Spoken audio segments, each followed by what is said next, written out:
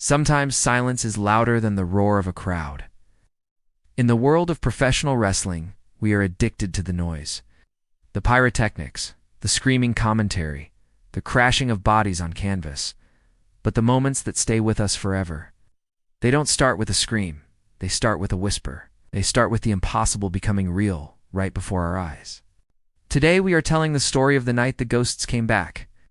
A night where a single step through a curtain changed the landscape of an entire industry. This isn't just about a return. It's about the emotional wreckage left behind, and the chilling realization that nothing would ever be the same again. To understand the shock, you have to understand the boredom that preceded it. The arena was restless. Inside the ring, the current champion, let's call her the Monarch, was holding court. For 3 years, she had decimated the division. She was arrogant, untouchable, and frankly, the audience was tired. They were tired of the predictability. The Monarch held the microphone, her voice echoing with the usual insults, claiming there was no one left to challenge her, no one left with the courage to step between those ropes. The fans sat on their hands. They had heard this speech 1,000 times before. The energy in the building was flat, a stagnant pool of water waiting for a stone to be thrown. And then it happened. It didn't happen with a sudden explosion or a catchy theme song. It happened with a glitch. The massive Titantron screen behind. The Monarch flickered. Once. Twice. The bright LED lights illuminating the ring buzzed awkwardly, and then died. Ow. Total darkness swallowed the arena. For a few seconds, the confusion was palpable. You could feel it in the air. Was this a technical failure? Did a generator blow? The security guards by the barricade shone their flashlights nervously. The Monarch stood in the center of the pitch-black ring, visible only by the faint glow of cell phone lights starting to pop up in the crowd like fireflies. The silence wasn't just quiet, it was heavy. It pressed down on your chest. It was the sound of 20,000 people holding their breath at the exact same time, waiting for the other shoe to drop. The darkness held for 10 agonizing seconds. Then, a sound like a tearing sheet of metal ripped through the speaker system, lightning cracking across the audio-visual system. A single, purple spotlight slammed onto the top of the entrance ramp. And there, rising from a sudden, unnatural accumulation of fog, was a silhouette. It was a simple shape, minimalist and still, but the posture was unmistakable. The head was bowed, the shoulders relaxed, but ready for war. The arena dropped into total silence. And then lightning cracked across the stage visuals again. When she stepped out of that fog, every fan felt chills. People weren't cheering. They were shocked. It was a collective gasp that sucked the oxygen out of the room. This was a woman who had vanished 4 years ago without a goodbye. A woman whose career was supposed to be over, ended by a spinal injury that the doctors said was permanent. She walked forward. No music played yet, just the sound of her boots crunching on the metal ramp. Step, step, step. She didn't look at the crowd. She kept her eyes locked on the ring. The Monarch, previously so arrogant, actually took a step back, her championship belt slipping from her shoulder to her hand. It wasn't just a return, it was a resurrection. And the moment the pyro finally blew a wall of gold flames behind her, the whole arena realized the truth. She wasn't just back to wave to the fans.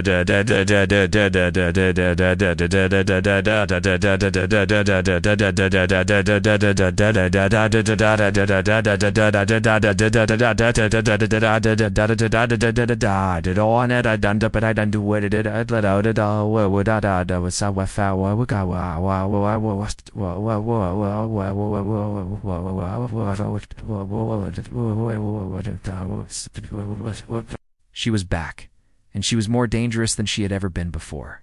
We often talk about the pop in wrestling, the loudness of the cheer, but this was different.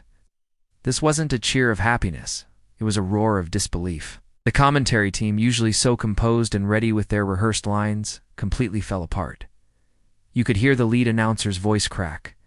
He didn't scream a catchphrase. He simply stuttered. "It can't be. I was at the hospital, saw the x-rays." It grounded the moment in reality. It blurred the lines between the scripted drama and the very real human struggle that had kept her away. The cameras panned across the front row. Grown men were crying. Children were jumping up and down, not fully understanding the history but feeling the electricity. The noise was so loud it physically shook the hardcam platform. It was a primal release of 4 years of speculation. 4 years, the forums and the dirt sheets whispered that she could barely walk, let alone wrestle. Seeing her move with that familiar liquid grace shattered every rumor in an instant. The audio feed actually clipped because the decibel level peaked too high. It was a wall of sound that hit the monarch in the ring like a physical wave. You could see the color drain from the champion's face. This wasn't just a challenger approaching. This was a ghost story coming to life to haunt her. The narrative had shifted in 30 seconds from the monarch is bored to the monarch is prey. The air in the arena had changed temperature. It was electric, volatile, and absolutely unpredictable. While the arena was melting down, a different kind of chaos was unfolding behind the curtain. The gorilla position, the nerve center of the show, just behind the entrance curtain, was in a state of frantic energy. Producers were scrambling, throwing their headsets onto the desk. The script for the next 2 hours had just been incinerated. This return wasn't on the run sheet, wasn't on the call sheet. Only 3 people in the entire company knew this was happening, and none of them were in the locker room. The other wrestlers, the ones who were supposed to be the stars of the night, were now huddled around a monitor and catering. You have to understand the psychology of a locker room. When a legend returns, it's a double-edged sword. On one hand, business just picked up. The eyes of the world are back on the product. On the other hand, every single person on that roster just dropped down a spot on the card. There was fear in that backstage area. You could see the younger talent asking, "Is she here to take my spot?" You could see the veterans nodding in respect, realizing the amount of physical rehabilitation required to even stand on that ramp. The locker room is a shark tank, and a great white had just swum back into the reef. The hierarchy of power, which had been stable for years under the monarch's reign, was shattered in an instant. The text messages started flying. Agents were calling their clients. The political landscape of the company had shifted before she even stepped between the ropes. To feel the weight of this moment, we have to rewind. 4 years ago, she didn't lose a match. She lost her identity. It was a pile driver gone wrong, a move banned in 3 states, executed sloppily on a house show in a high school gym. The silence that night was different. It was the silence of terror.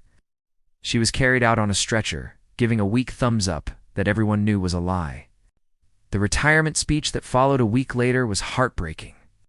She stood in the center of the ring wearing a neck brace and told the world she was done. She spoke about wanting to be able to hold her future children, about the risk being too high. She left the boots in the ring and walked away, crying. That image had been burned into the retina of every fan. So why come back? Why risk paralysis? That was the question hanging in the air as she stared down the monarch. It wasn't for the money. She had plenty. It wasn't for the fame. She was already an icon. It was the itch, the addiction to the lights. The inability to accept that her story ended on someone else's terms. For 4 years she had lived in the shadow of what if. Every morning waking up in pain, every therapy session where she learned to rotate her neck again, it was all for this specific walk. The tragedy of her exit was the fuel for the euphoria of her return. The wound hadn't healed. It had just calloused over, becoming armor. The logistics of a return like this are a spy thriller in themselves. In the age of social media, keeping a secret is nearly impossible. If a fan sees you at an airport, the world knows in 5 minutes. So how did she do it? She traveled by private car, wearing a hoodie and a mask, arriving at the arena for hours before the doors opened. She was hidden in a tour bus with blacked-out windows, not allowed to speak to anyone. The contract negotiations were brutal. The company doctors didn't want to clear her. It was a liability nightmare. One bad bump, they said, and it's over. She had to sign waivers that absolved the company of almost all responsibility. She had to fight the very people who wanted to profit from her return. It was a battle fought in boardrooms with lawyers and insurance adjusters. This adds a layer of tension that the cameras don't show. When she stepped into that ring, she wasn't just fighting the monarch. She was fighting the fine print. She was fighting the medical probability that said she shouldn't be there. The executives watching from the luxury box were holding their breath, not out of excitement, but out of fear of a lawsuit. It was a high-stakes gamble. The company bet on the moment. She bet her life. The secrecy created a pressure cooker that finally exploded the moment the lights went out. While millions cheered, two people were terrified. Her husband and her daughter were watching from home. For the fans, this was entertainment. For her family, this was watching someone they love walk into traffic. Her husband knew the nights she woke up screaming in pain. He knew the days she couldn't turn her head to the left. He'd been the one to drive her to the rehabilitation center 3 times a week for years. He had begged her not to do it. There were arguments, quiet, intense arguments in the kitchen late at night. Is it worth it? He had asked. Is hearing them chant your name worth not being able to walk when you're 50? She couldn't give him an answer that made sense to a non-wrestler. She just told him she had to finish the book. Now, seeing her on the screen bathed in that purple light, the fear in the living room was suffocating. Her daughter, too young to understand the danger, just saw mommy looking like a superhero. But the husband saw the slight hesitation in her step. He saw the way she protected her neck. He wasn't listening to the crowd. He was watching her mechanics, praying that the monarch would be safe, that the choreography would hold, that the universe would be kind for just one more match. It brings a sobering reality to the spectacle. We see the lightning and the pyro. You don't see the basement. For 6 months, she had been training in a warehouse in the middle of nowhere, inside a ring with no canvas, just hard wood to toughen her body. She hired old training partners who could keep a secret. She wrestled in the dark, literally and metaphorically. The physical toll of getting bump ready after a spinal injury is excruciating. The first time she took a flat back bump on the mat, she didn't get up for 10 minutes. The panic set in. I can't do this. The doubt was a constant companion. She had to relearn how to fall. She had to alter her entire moveset to protect her neck. The high-flying moves were gone. She had to become a striker, a technician. She had to reinvent herself in silence. There were no cameras documenting this journey. No motivational Instagram posts. It's just sweat, pain, and the smell of icy hot muscle cream. This wasn't a Rocky montage, it was a survival course. When she stared at the monarch, that confidence wasn't arrogance, it was the result of surviving the hell of preparation. She knew she was ready because she had already broken herself down and built herself back up, piece by painful piece. Back in the ring, the moment of truth arrived. The monarch, regaining her composure, stepped forward and raised the championship belt high, screaming that this was her yard now. The referee tried to keep them apart, but the energy was magnetic. The returner didn't flinch. She didn't blink. She simply reached out and placed a hand on the microphone the monarch was holding. She didn't hit her. She didn't execute her finishing move. She simply leaned in close, off microphone, so only the monarch in the front row could hear. The camera zoomed in, catching the lip movement. The lip readers would later confirm she said, "I didn't come back for that belt. I came back for you." It was a chilling declaration. It implied that this wasn't about sporting accolades. It was personal. It was about legacy. The monarch was the copy. She was the original. The tension was so thick you could cut it with a knife. The crowd waited for the brawl, for the fists to fly. But the restraint was more powerful. It was a standoff of ideologies. It's the present versus the past. The healthy versus the broken. The silence returned, but this time it wasn't bored silence. It was the silence of a coliseum waiting for the lions to be unleashed. And then came the twist that no one saw coming. She didn't attack. She turned around and exited the ring. As she walked up the ramp, she stopped at the top of the stage, where the lightning had first struck. She looked back at the confused champion, and then pointed not at the belt, but at the crowd. In the days that followed, the truth came out. She hadn't signed a contract to wrestle a full schedule. She hadn't signed to win the title. She had returned for one match only. One final match to officially pass the torch, to give the monarch the one thing she lacked, a victory over a true legend. She hadn't come back to reclaim her glory. She came back to end it on her own terms.